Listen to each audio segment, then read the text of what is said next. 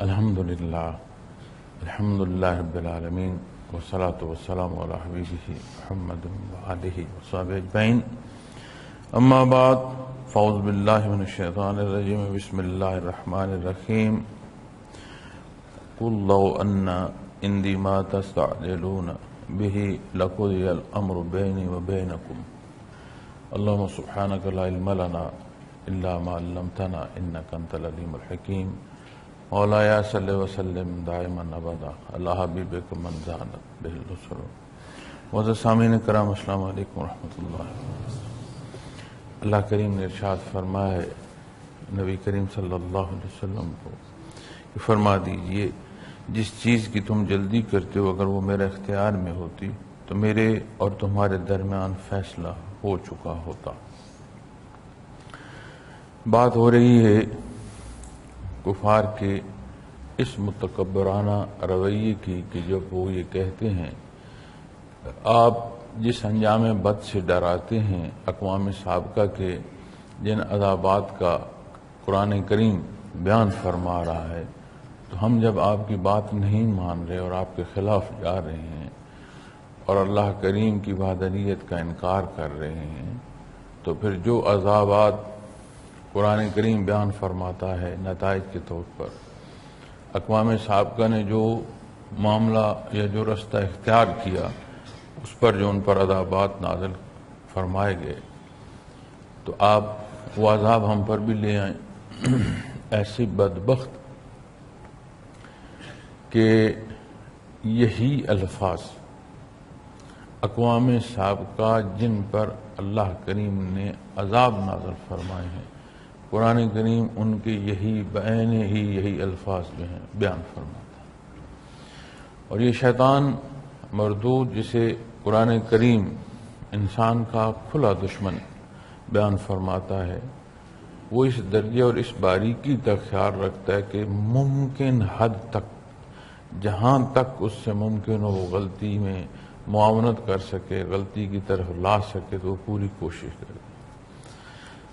اور جو بھی تجاوز یا زیادتی یا ظلم کے الفاظ ہیں وہ کوشش کرتا ہے کہ بڑے سے بڑے کافر کے جو منہ سے نکلے ہوئے الفاظ ہیں اس روش کے اختیار کرنے والا اسی طرح کے الفاظ بھی ادا کرے تاکہ جس طرح کا عذاب وہ بھگت رہا ہے یہ جو دوسرا اس طرح کے لفظ بولے گا یہ بھی وہی عذاب ہوگا. ہم یہاں اپنی عمومی زندگی کے اور روزمرہ کے معاملات میں دیکھتے ہیں غیر محسوس اور نادانشتہ طور پر بھی اتنی بے احتیاطی ہے اور یہ دین اور دینی احکامات کا نہ جاننا اور دوری سبب ہے اس چیز کا کہ جیسے معاشرے کی زندگی کے پہلوؤں کو عمومی طور پر لیا جاتا ہے اسی طرح بہت بڑی بڑی اور نازک موضوعات جو ہیں وہ ایسی عمومی الفاظ میں بیان کر دیے جاتے ہیں کہ اللہ کریم معاف فرمائے. بعض فکرے اور الفاظ ایسے ہیں کہ جو دین اسلام سے ہی خارج کر دیں اور ہمیں معلوم ہی نہیں ہم دن میں کتنی بار بول جاتے. تو دین کا جاننا اس پر عمل کرنا اور اس عمل کرنے میں خالص رہنا یہ ضروری ہے اور ہر ایک کے لیے حکم ہے. پھر ہر ایک کا اختیار ہے کہ جو اسے اختیار کرتا ہے پھر جو اختیار کرتا ہے اس کے لیے وہ اصلاح اپنی اصلاح کرے. اصلاح کے حصے جو ہیں اور عمل صالح جو ہیں اس کی زندگی اس سے مزین ہو. تو شیطان مردود کوشش کرتا ہے کہ کہیں بھی کوئی موقع ہو تو وہ ضائع نہیں کرتا. صحابی رسول صلی اللہ علیہ وسلم غریبی مفلسی مزدوری وجود کی کمزوری تو مزدوری کر کر کے نا تو شام رات ڈلے تک تو سو گئے تو صبح آنکھ نہیں کھلی. ایک واقعہ اس حوالے سے ملتا ہے ایک واقعہ رستے کے حوالے سے ملتا ہے. بہرحال جو نقطہ عرض کرنا چاہتا ہوں وہ یہ ہے کہ دوسرے جب فجر رات سو گئے فجر قضا ہو گئی انہوں نے قضا تو پڑھی لیکن اتنا صدمہ انہیں اس کا ہوا اور اتنے زار و قطار انہوں نے روئے استغفار کی دوسرے دن کسی نے انہیں جگایا.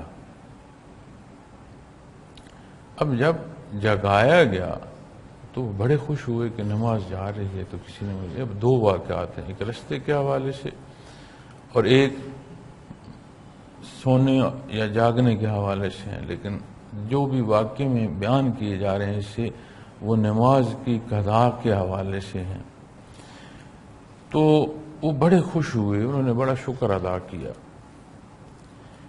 کہ تیری بڑی مہربانی اے اجنبی. جانتے نہیں تھے، پہچان نہیں پا رہے تھے کہ یہ کون ہے. تو اجنبی تیری بڑی مہربانی، تجھے اللہ اجر دے کہ تو نے مجھے آج اٹھایا کہ میری پھر سے نماز قضا نہ ہو جائے. ہے تو کون؟ اس نے کہا میں شیطان ہوں. شیطان ہو کر تو مجھے نماز کے لیے اٹھا رہا ہے. اس نے کہا کل جو آپ کی نماز قضا ہوئی اور جس تڑپ سے آپ گزرے، میں نہیں چاہتا اتنا اجر اللہ کریم آج آپ کو پھر دیں، اس لیے اتنا لے لیں جتنا نماز کا ہے. کیونکہ اس نے جب دیکھا کہ اللہ کریم کے حضور اتنی گڑ گڑاہٹ، اتنی عاجزی اور اتنی اس کمی بیشی پر ندامت کا احساس، حالانکہ جب وہ سو گئے تو بے اختیاری کیفیت ہو جاتی ہے، وجود کی بھی ایک حد ہے، اس پر نکات آ جائے تو اختیار بھی نہیں، کئی دفعہ کچھ چیزیں رہتی. تو اس تڑپ پر اللہ کریم نے اتنی رضا عطا فرمائی کہ شیطان نے اٹھایا کہ میں نماز پڑھ لیں، وہ ثواب کافی ہے جو نماز کا ہے، یہ جو الگ ہے یہ تو نہ ملے. تو اسی طرح برائی میں وہ کوشش کرتا ہے کہ جو بڑے بڑے کفار کے الفاظ ہیں وہ زبان سے ادا ہوں. اب جب وہ زبان سے ادا ہوں گے تو جو کچھ ان پر وارد ہوا، جو سزا انہیں ملی، پھر اسی میں سے حصے بھی آئیں. تو یہ بات کہ جس عذاب کا آپ بیان کرتے ہیں اسے لے آئیں. تو اللہ کریم نے یہ ارشاد فرمایا اس سے پہلی آیا کریمہ میں بھی کہ وہ عذاب جس کی تمہیں جلدی ہے وہ میرے پاس نہیں ہے. یہ نبی کریم صلی اللہ علیہ وسلم کو ارشاد فرمایا کہ اے میرے حبیب انہیں بتا دیں جس عذاب کی تم جلدی کر رہے وہ میرے پاس نہیں ہے. نتائج اللہ کریم کے دست قدرت میں ہیں. انبیاء علیہ السلام مخلوق خدا کو اللہ رب العالمین کا حکم پہنچاتے ہیں، عمل سہلے پر بشارت سناتے ہیں، اس راہ کا رہنمائی کے ساتھ ساتھ نتائج تک کا آگاہ کرنا فرائض نبوت میں سے ہے. جو برائی کی نشاندہی، برائی کے اختیار کرنے کے جو نتائج تک کی آگاہی ہے. اب ہر دو صورت میں جو نتائج مرتب ہونے ہیں وہ نتائج تو اللہ جل شانہ کے دست قدرت میں ہیں.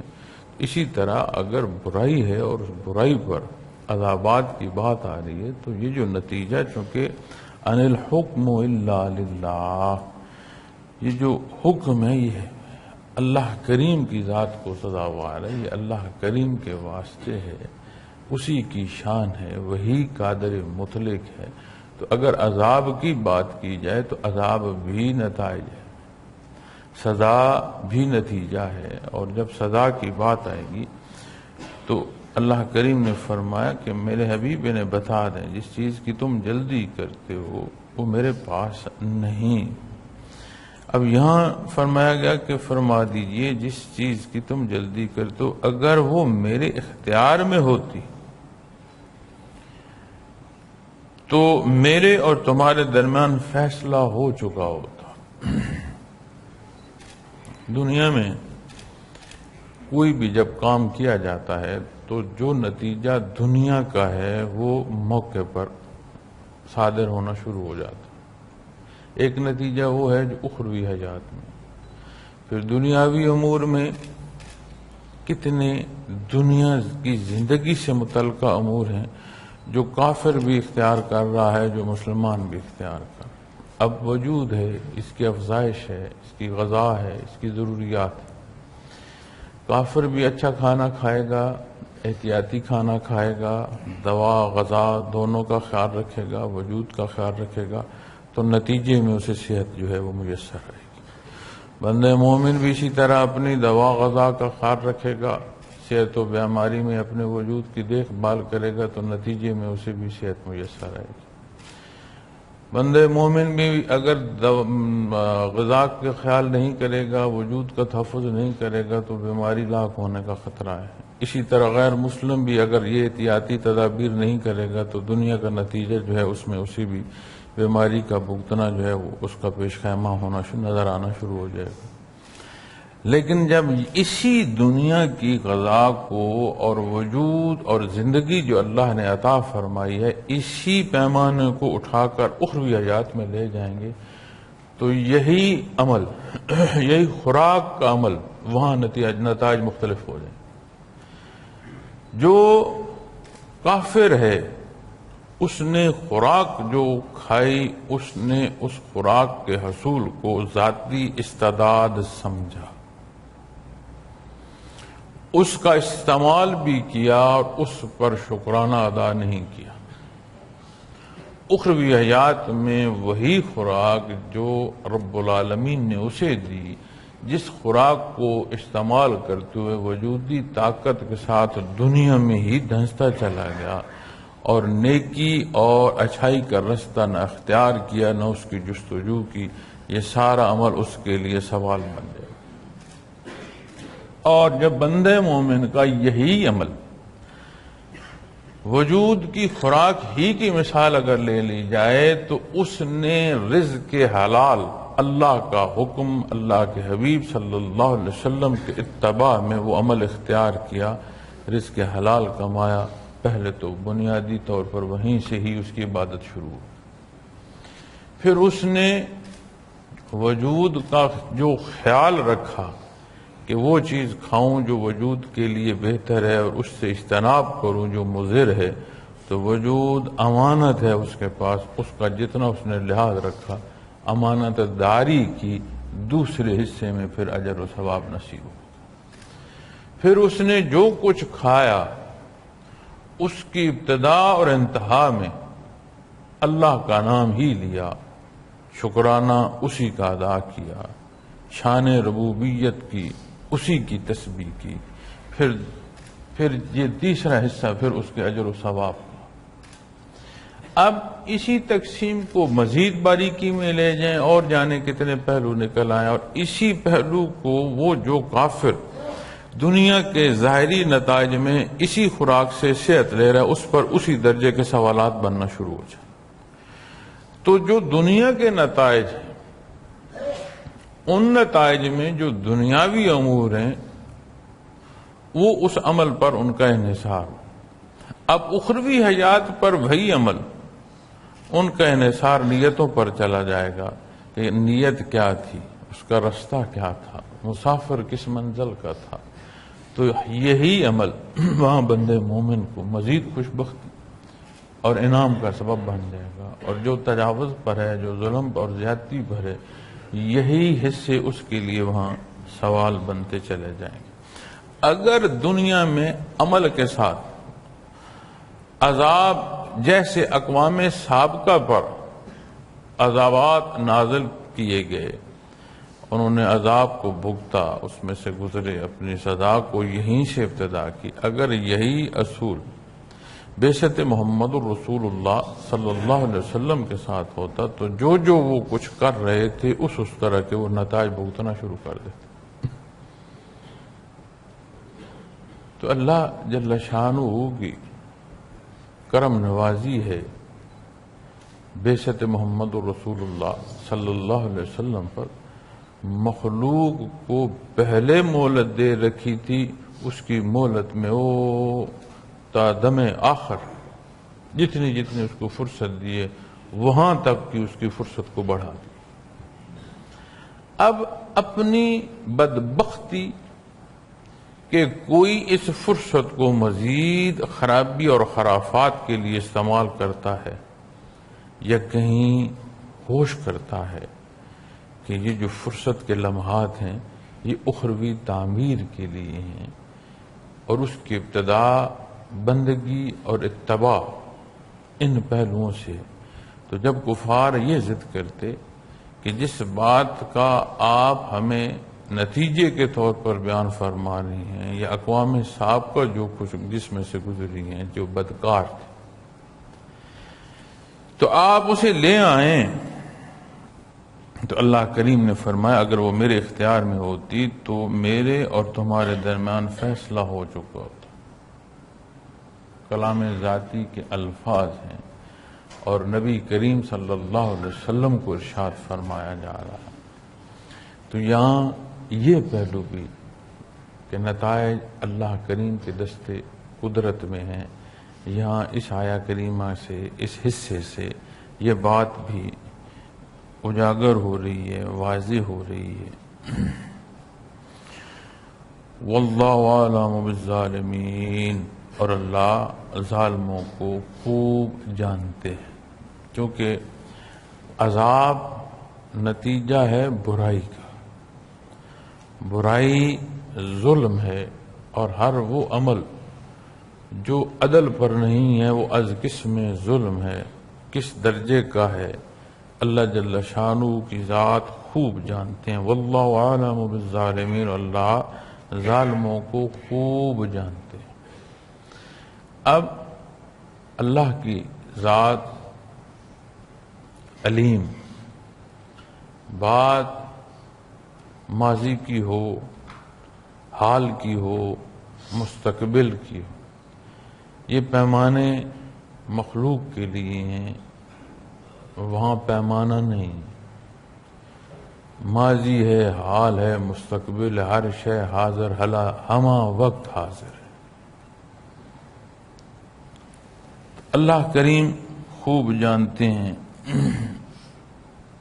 اور نہاں خانہ دل جس پر انحصار ہے، یہ جو عمارت ہے نا کردار کی، اس کی جو تعمیر ہے، ظاہری بات ہے اصول تو تعمیر کا ایک ہی ہوگا کہ در و دیوار یا چھت یا منازل، اس کی کوئی بنیاد ہوگی، کہیں وہ ٹکی ہوگی۔ تو جو عمارت کردار کی ہے، اس کی جو بنیاد ہے وہ نیت ہے، اور نیت جو ہے یہ حصہ ہے قلب کا۔ اب جو اس نہاں خانہ دل میں نیت ہے آج نہیں، اس کی ذات علیم، ازل سے یہ سب کچھ تھا ہی نہیں، خلق نہیں تھی، یہ عالم نہیں تھا، اس عالم کے ہونے اور اس ہونے میں پھر مخلوقات اور مخلوقات میں پھر انسان اور انسانوں میں پھر اپنی ذات، اور اس ذات کا کس وقت اس دنیا میں پیدا ہونا ہے اور کس وقت کے کس لمحے میں اس نے اپنی حیات میں یہ سوچنی ہے، وہ قادر مطلق ازل سے جانتا۔ لیکن جب تک اپنی برائی کو کوئی عملی حصوں تک نہیں لاتا، وہ معاف فرمائے رکھتا ہے، گرفت نہیں فرمائے۔ اگر شیطان مردود جنات میں سے ہو کر فرشتوں کی جماعت میں جا بیٹھا تو کیا رب کائنات کو نہیں معلوم تھا کہ یہ شیطان ہوگا، مردود ہوگا، دھتکارا جائے گا، تکبر کرے گا، انکار کرے گا؟ لیکن جب تک اس نے وہ عمل اختیار نہیں کیا، اسی فرصت کے ساتھ چلتا ہے، اور جب اس نے اپنے اندر کا گند ظاہر کر دیا، خناس جو اس نے اپنے اندر پیدا کر رکھا تھا، جب اسے اس نے ظاہر کیا، وہ مردود۔ تو اسی طرح اللہ کریم کی ذات جانتے ہیں، وہ علیم ہے۔ ہم جو اس امتحان گاہ میں ہیں، ہم کیا سوچ رہے ہیں؟ اور ایک اور بات عرض کروں، یہ جو دنیا میں لالچ ہے نا، قوت کے ہونے کا، اقتدار کے ہونے کا، اختیار کے ہونے کا، حیثیت کے ہونے کا، یہ سارا کچھ نہ ہونا بھی بڑی عطا ہے۔ انسان اور اس انسان کا جو اندر ہے وہ تب سمجھ آتا ہے جس درجے کا اس کے پاس اختیار آ جاتا ہے۔ جو اختیار آتا جاتا ہے تو اس بندے کی جو اندر کی حالت یا کیفیت ہے وہ ظاہر ہونا شروع ہو جائے. کتنی دفعہ خود دیکھا ہے، خود ان تجربات سے میں خود ذاتی طور پر گزرا ہوں کہ محل وقوع کا فرق ہے، ظاہراً شکل و صورت وجود وہی ہے، برتو وہ نہیں، بالکل الٹ ہے برتو. معاملہ یا ماجرا کیا ہے؟ حالات کا انحصار ہے، اختیار کا انحصار ہے، موقع با موقع کی بات. تو جہاں جس درجے میں بھی کوئی ہے، اگر تو وہ دنیا کی طرف دیکھ رہا ہے تو وہ اپنے سے بڑے صاحب حیثیت کو دیکھے گا. اگر تو وہ آخرت کو دیکھ رہا ہے تو ورع و تقوی میں اپنے لیے رہنمائی جو ہے وہ دیکھے گا کہ اس میں کون آگے جا رہا ہے، میں بھی اس کی طرح محنت کروں، اس سے سیکھوں، میں بھی نیکی اور بھلائی اختیار کروں اور اخروی حیات کو دیکھوں. اسی لیے یہ اصول دین اسلام بیان فرماتا ہے کہ اگر تقابلی حصہ دیکھنا ہو تو دنیا میں دیکھنا ہو تو اپنے سے نیچے دیکھو. سمجھ آ جائے گی کہ جہاں میں شکایات کر رہا ہوں جس حیثیت میں، میرے سے آگے جو نیچے مخلوق ہے وہ کیسے کیسے رہے. اور اگر یہ تقابلی حصہ اخروی حاجات کے لیے دیکھنا ہے تو پھر نیکی کی طرف دیکھو، ورع و تقوی میں دیکھو کہ اس میں لوگ کیا کیا محنت کر رہے ہیں. پھر ہر بحر میں ایک بات عرض کروں گا، یہ جو ذات ہے نا، میں انا ہے یا میں ہے، یہ بڑی بڑی گرفت رکھتی ہے. اس کا جو خیال ہے، اس کا جو علاج ہے، اس کا جو انتظام ہے، یہ بڑی ضرورت رہتی ہے اس کی. حضرت جی رحمۃ اللہ تعالی علیہ فرمایا کرتے تھے کہ صوفیاء کا یہ قول ہے کہ صوفی جب اللہ اللہ کرتا ہے تو کمی بیشی جو ہے وہ چھوڑنا شروع کر دیتا ہے، نیکی اور اچھائی اختیار کرنا شروع کر دیتا ہے. آہستہ آہستہ جو کمزوریاں ہیں وہ چھوٹتی جاتی ہیں، اس کی جگہ اچھائیاں اور نیک اور صالح عمل لینا شروع کر دیتے.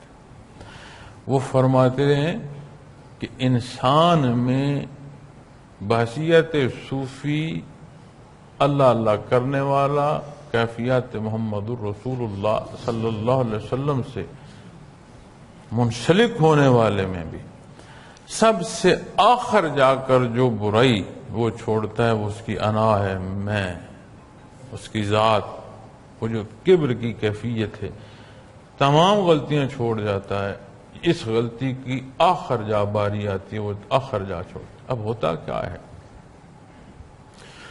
علوم ظاہر اور علوم ظاہر کا وہ حصہ جو دین اسلام کا ہے، تعلیمات محمد الرسول اللہ صلی اللہ علیہ وسلم کا ہے، اس کے پڑھنے اور بڑھانے میں بھی یہ بات در آتی ہے کہ میرے جیسا عالم کوئی نہیں، میرے جیسا مقرر کوئی نہیں، میرے جیسا مبلغ کوئی نہیں، میرے جیسا مدرس کوئی نہیں. اب اس کو اگر آپ باریکی سے دیکھیں تو ہمیں کسی کی صورت پر اعتراض ہو یا نہ ہو، ہمیں کسی کی سیرت پر اعتراض ہو نہ ہو، ہمیں کسی کی حیثیت پر اعتراض ہو نہ ہو، متعلقہ بندے کا سینہ دیکھو، وہ سمجھ رہا ہوتا ہے جیسا میں ہوں ایسا اور کوئی ہے نہیں. تو جب اللہ اللہ کرتے ہیں تو نعام خانے سے یہ جو برائی کی جڑ ہے، انا، تکبر، اس کو یہ اللہ اللہ کی تکرار جو ہے اکھاڑ پھینکتی ہے. لیکن دنیا دار الابتلاء ہے، بات جبھی تمام ہوگی جب یہاں سے رخصتی ہوگی، اور رخصت ہونے تک ہم جو ہیں امتحان گاہ. پھر جب دنیا کے لالچ کو دیکھتے ہیں تو یہ کیوں نہیں ہم دیکھتے کہ جو کچھ ہے اسے تو دیکھا جائے، کیونکہ یہ بھی دینی اور اسلامی جو حکم ہے اس نزاکت کو دیکھنے کا یہ ہے کہ ہر ایک درجے کی بادشاہی رکھتا ہے. کتنی ہے یہ بحث ہو سکتی ہے، لیکن ہر ایک کے پاس ایک اختیار ہے جو ظاہراً جس کی کوئی نہیں نہ سنتا، اس وجود کا وہ بھی حاکم ہے. اس کے ہاتھ، پاؤں، آنکھیں، زبان، سماعت، حرکات، اس کے کہنے پر عمل کر رہے ہیں. تو جس کے پاس جتنی بادشاہی ہے، جس کے پاس جتنا اختیار ہے، اتنا حساب بھی ہوگا. اور یہ جو ظلم کا نچوڑ حکومتیں ہیں، اور اس نچوڑ کے نتیجے میں جتنا ظلم کیا جاتا ہے، میں یہ سمجھتا ہوں کہ اقتدار کے ایوانوں میں بظاہر پانی کا گھونٹ ہے، لیکن وہ بھی غریب کا خون ہے. اس پیے گئے ایک ایک پانی کے گھونٹ پر کتنا جواب دینا پڑے گا، یہ تو بات تب سمجھ آئے گی جب حساب شروع ہو.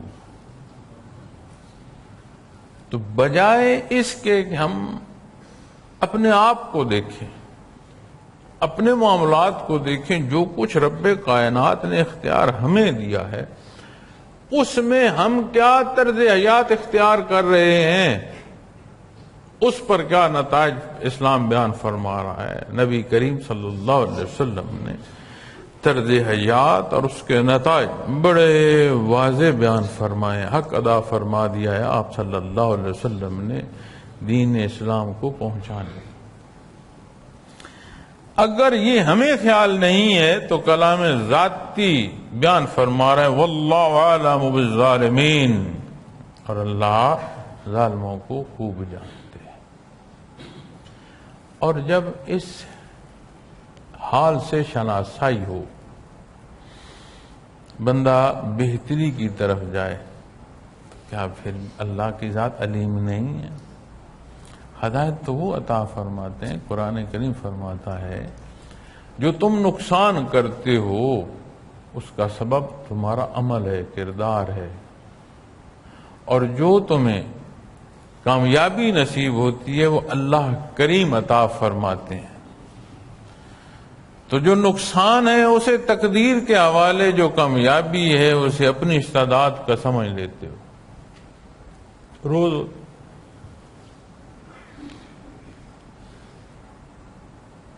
تو یہ جو حال اللہ کریم کی ذات کے حوالے سے جاننے کے نتیجے میں ہم اپنا لیے بیٹھے ہیں، اس سے ضرورت ہے. یہاں چھاننے کی ضرورت ہے، اپنی سوچوں کو چھاننے کی ضرورت ہے، اپنی نیتوں کو چھاننے کی ضرورت ہے، اپنے اعمال جو ہم روز اختیار کر رہے ہیں انہیں دیکھنے کی ضرورت ہے. اور یہ موقع اللہ کے آج کی زندگی کی وہ روش جس میں یہ سمجھا جا رہا ہے کہ دنیا ہم ہی چلا رہے ہیں اور ہر کوئی فارغ نہیں ہے، مصروف ترین، اور یہی دنیا کا چلانا اور یہی سمجھ اسلامی احکامات کے عمل سے بھی دور کر مصروفیت کی وجہ سے دین چھوڑا جا رہا.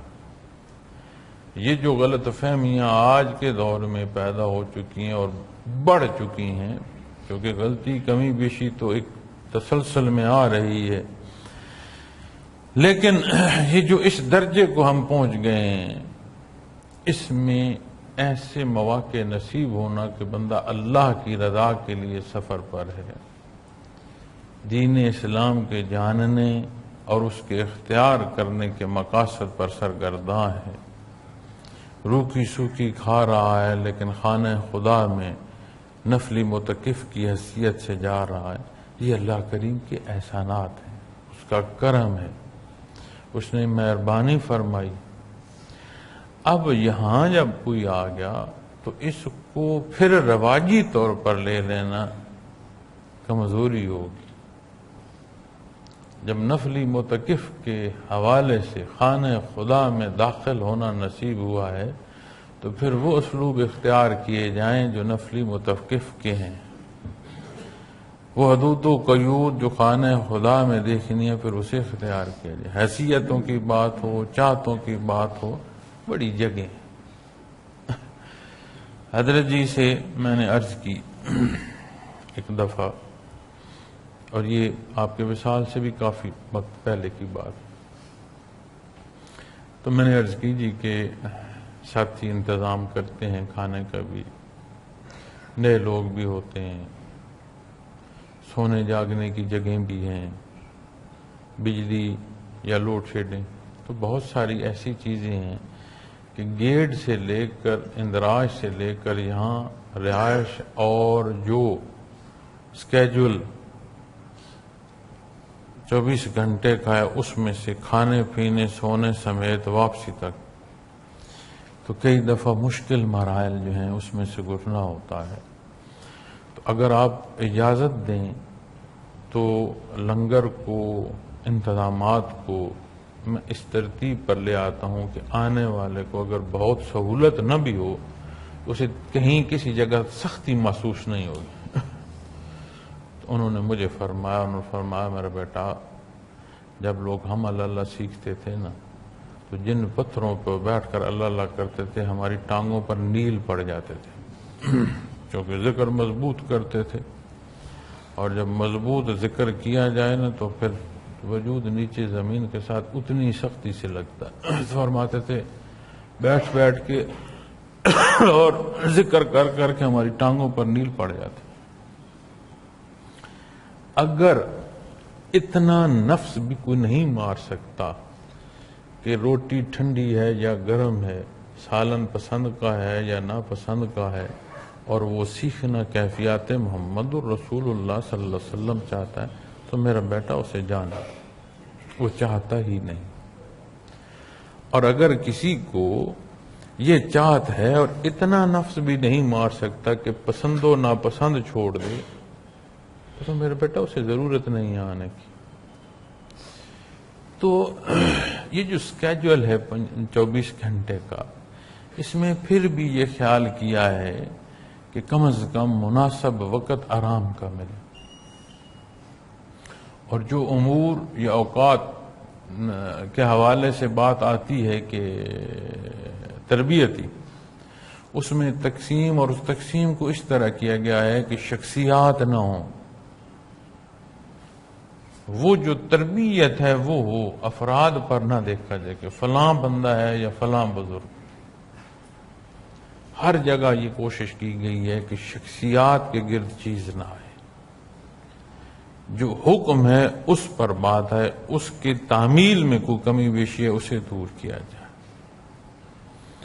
تو یہ اللہ کا احسان جانے کہ رب کائنات نے کرم فرمایا ہے، مہربانی فرمائی ہے، اپنا نام لینے کی توفیق عطا، اسے ڈٹ جائیں، اپنے اذکار مضبوط کریں، اور نتیجے میں رضائے باری تعالیٰ کے مقابل اور کیا ڈھونڈتے ہو؟ بیماریوں سے شفا، رزق کی فراوانی، دنیا کی حیثیتیں، اپنا آپ منوانا۔ اسلام تو سارا ہے، اس کا سارا ہے یہ کہ اللہ اور اس کے حبیب کی مانی جائے۔ تو اس رستے کے متلاشی کو پھر فانی خواہشات اس کرم کے ساتھ منسلک کرنا کیا جچتا ہے؟ چھوڑیں یہ بات، وہ رب ہے، اس کی شان ہے، پیدا فرمایا رزق بھی دے گا، صحت و بیماری اس کے دستے قدرت میں، وہ ہمارا حال ہم سے زیادہ خوب جانتا ہے، ہم کمزور ہیں، ہمیں دنیا کی آسانیاں بھی عطا فرمائے گا۔ جوتے کا تسمہ ٹوٹنا آپ صلی اللہ علیہ وسلم کا فرمان ہے کہ اس کا مانگنا اسے پسند ہے، ضرورت بھی پوری فرماتا ہے، اجر اور ثواب بھی عطا فرماتا ہے۔ اس مانگنے کو عبادت کے ساتھ منسلک کرنا کیا صورت بنے؟ اللہ کریم کا شکر ادا کریں، اس نے اللہ کی توفیق دی ہے۔ اپنے معاملات کو دیکھیں، اپنی سوچوں کو ٹٹولیں۔ جہاں شیطان باتیں ڈال رہا ہے ہم اس پر خوش ہو رہے ہیں، اور جتنی اس کی بات پر ہم خوشی اختیار کر رہے ہیں اتنا اتباع محمد الرسول اللہ صلی اللہ علیہ وسلم سے ہٹ رہے ہیں۔ اور میں نے عرض کیا جتنا عدل سے ہٹو گے اس درجے کا ظلم ہوگا، اور رب کائنات فرماتے ہیں واللہ عالم بالظالمین، بڑیاں باریکیوں تک جانتا ہے۔ اس کی شان ہے کہ وہ درگزر فرماتا ہے، اس کی شان ہے کہ وہ موقع دیتا ہے، وہ فرصتیں دیتا ہے۔ تو یہ فرصت ہے، اسے غنیمت جانیں۔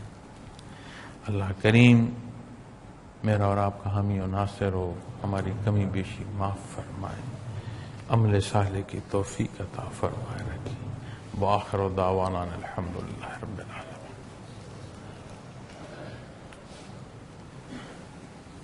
الحمدللہ رب العالمین والصلاة والسلام علی حبیبہ محمد وآلہ وسلم۔ ربنا هب لنا ازواجنا ذریاتنا قرۃ اعین واجعلنا للمتقین اماما وصلی اللہ تعالی علی خیر خلقہ اجمعین برحمتہ۔